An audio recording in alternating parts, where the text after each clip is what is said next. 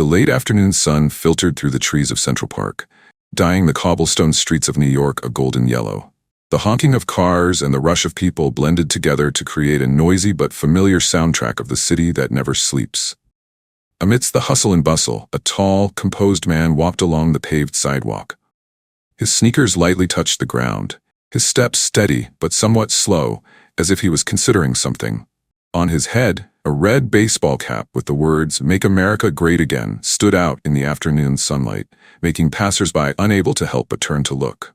Barron Trump paid no attention to those eyes. At 17, he knew what the cap symbolized. But for Barron, it was not a political statement, but simply a part of his identity, a part of his family, of the beliefs and values that had nurtured him since childhood. Today, he did not seek attention. All he wanted was a peaceful workout at the sports club he had been going to for years. The large iron gates of the St. James Athletic Club appeared in front of an ancient building with European architecture in the heart of the modern city. The bronze plaque engraved with the club's name shone in the afternoon sun, a symbol of tradition and rigor. This place was not only a destination for excellent athletes, but also a place for the upper class who valued discipline and form above all else. Pushing open the heavy glass doors, Barron stepped into the main hall with its high ceiling and sparkling crystal chandeliers. The space was so quiet that the sound of shoes echoing on the marble floor could be heard. A few members were chatting softly near the reception desk, glancing at him as he passed. Barron paid no attention to those gazes. He had long since gotten used to it. However, there was something different in the air today. The feeling became even more evident as Barron headed towards the main gym. As soon as his hand touched the doorknob, a voice rang out behind him, decisive and without hesitation. "Sorry, but you can't enter with that hat on." Barron stopped. He slowly turned around, his eyes meeting the middle-aged man standing in front of him. The uniform polo shirt hugged the sturdy body of an experienced coach. On the chest of the shirt, the St. James Shield logo sparkled under the lights. But what caught Barron's attention was not that symbol but the man's stern gaze, a gaze that not only expressed responsibility but also contained something deeper. At that moment, the space seemed to quiet down. The distant chatter seemed to fade away, leaving only two people standing opposite each other, a young man whose beliefs were expressed through his hat, and an older man with the responsibility of maintaining the strict rules of this place. But do those rules always hold true?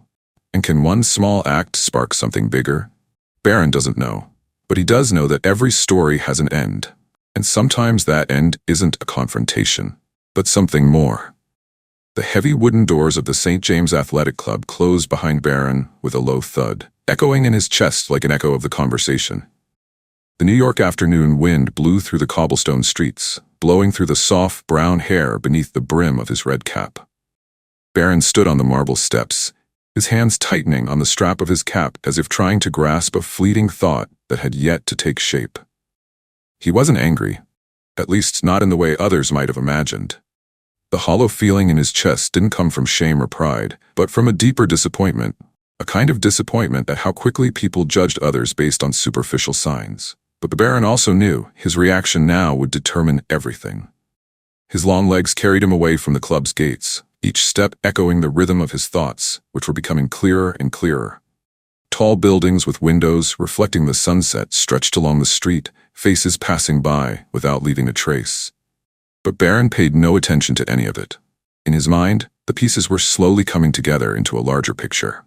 His phone vibrated in his jacket pocket. Barron pulled it out and scrolled through messages from friends. "That's crazy. How could they do that over a hat? You did a great job. I'm not sure I could keep my cool like that." The words of encouragement that flashed across the screen made Barron smile, but also made him think deeper. This could easily have turned into a social media controversy, with a flood of opposing opinions pouring in from all over. But would that change anything? Barron knew that anger would only create more distance. What he was looking for wasn't support or pity, but a way to turn this negative moment into something meaningful. Stopping by a row of trees that were changing colors with the seasons, Barron dialed his mother's number. Her gentle but understanding voice rang out on the other end of the line, and he told her everything in his usual calm voice. When Barron finished speaking, there was a brief pause before his mother responded, "You handled the situation very well. But more importantly, what are you going to do next?" The question was like a small spark that lit a smoldering idea in Barron's head. Yes, what was next was what really mattered.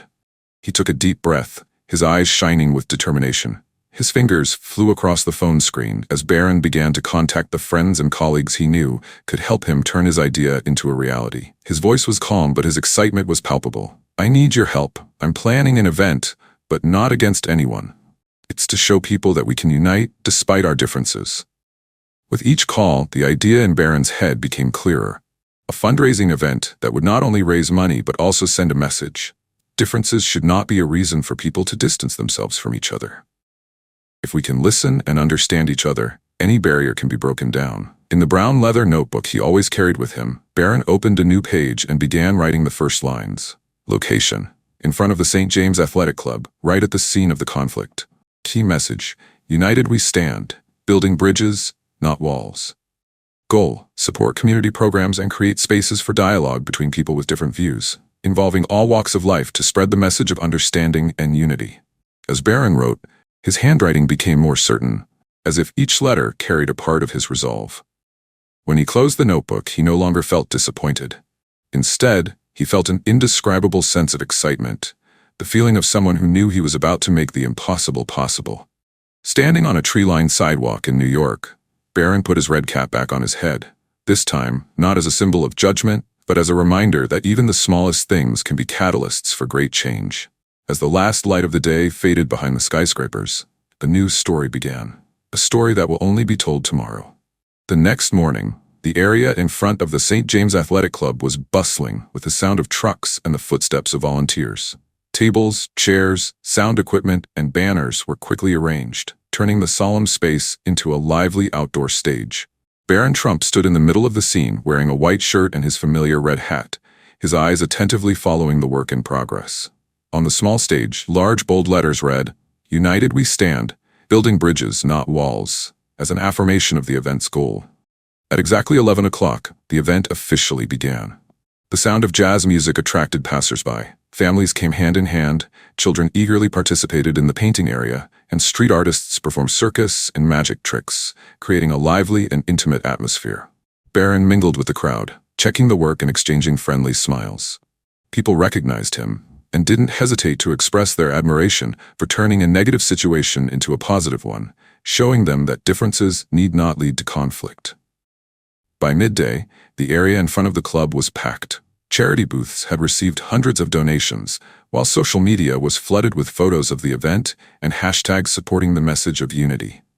Inside the club, the head coach and his staff stood behind the glass doors, watching the bustling scene outside.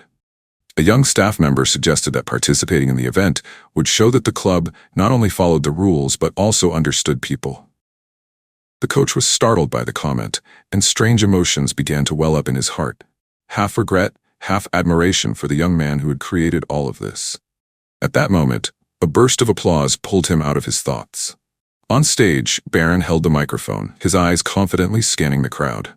"Yesterday I was asked to leave because of a hat," he said, clearly and forcefully.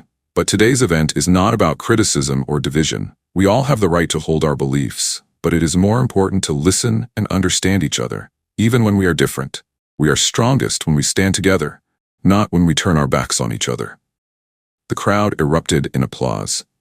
In the midst of it all, Barron smiled with relief, unaware that behind the glass door, the coach had already begun walking toward the door, carrying a decision that could change everything. The crowd was still cheering after Barron's speech when the doors of the St. James Athletic Club opened. The head coach stepped down the steps, his eyes meeting Barron's. He smiled, extending his hand. The man hesitated for a moment, then took his hand in a handshake that meant more than any words. They walked to a quiet corner. The coach's voice was low but sincere. "I was wrong. I thought I was defending neutrality, but I was really just afraid of losing control. Thank you for showing me that differences don't have to lead to division." Barron nodded, replying softly, "What matters is what we learn from our mistakes. If you want to help, make St. James a place where people can talk and understand each other, not just a place to practice physical training." The coach chuckled softly. "You're challenging a long-standing tradition. But traditions can change as long as someone dares to start."